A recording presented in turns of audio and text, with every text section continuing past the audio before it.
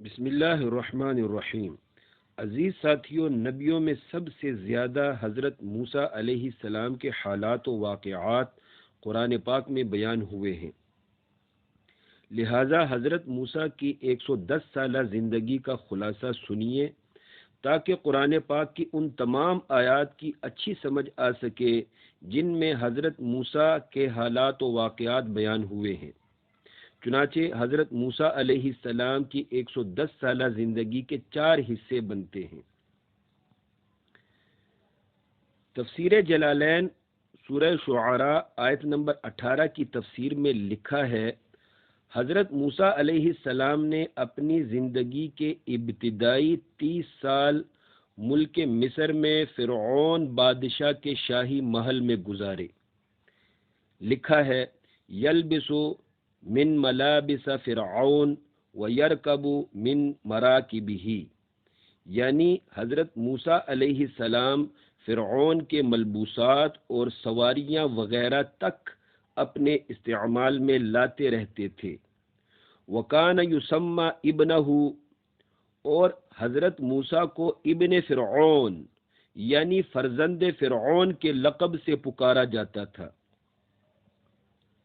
پھر جب حضرت موسیٰ 30 سال کے ہوئے تو ایک دن اصلاح کرنے کی نیت سے ایک ظالم فرعونی وزیر کو مکہ مارا، جس سے وہ وزیر مر گیا۔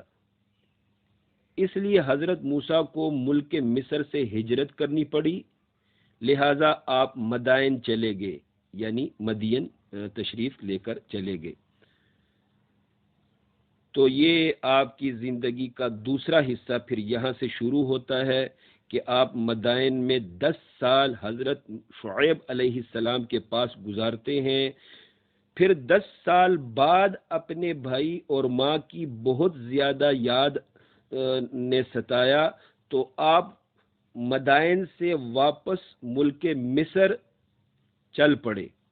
راستے میں حضرت موسیٰ پر پہلی وحی نازل ہوئی، اور یہاں سے پھر آپ کی زندگی کا تیسرا حصہ شروع ہوتا ہے کہ آپ واپس ملک مصر پہنچتے ہیں اور مسلسل 30 سال ملک مصر میں فرعون اور فرعونیوں کو تبلیغ کرتے رہے، لیکن فرعون اور فرعونیوں پہ کوئی اثر نہیں ہوا، حتیٰ کہ فرعون نے انتہائی ظلم کیا۔ جب ظلم کرنے میں انتہا کر دی، تب جو ہے اللہ پاک کے عذاب کے وہ شکار ہو گئے اور ڈوب کر غرق ہو گئے۔ جب فرعون ہلاک ہوا تو حضرت موسیٰ علیہ السلام اپنی قوم سمیت ملک مصر سے دور صحرائے سینا یعنی وادی تیہ میں چلے آئے۔ یہاں سے پھر آپ کی زندگی کا چوتھا حصہ شروع ہوتا ہے۔ اس وقت یعنی جب آپ وادی تیہ میں تشریف لے آئے، اس وقت آپ 70 سال کے عمر رسیدہ بزرگ ہو چکے تھے۔ یہاں وادی تیہ میں آپ کی زندگی کا چوتھا حصہ شروع ہوتا ہے۔ وادی تیہ میں حضرت موسیٰ نے اپنی نافرمان قوم یہود کے ساتھ 40 سال گزارے، ان کی تربیت اور اصلاح کرتے رہے۔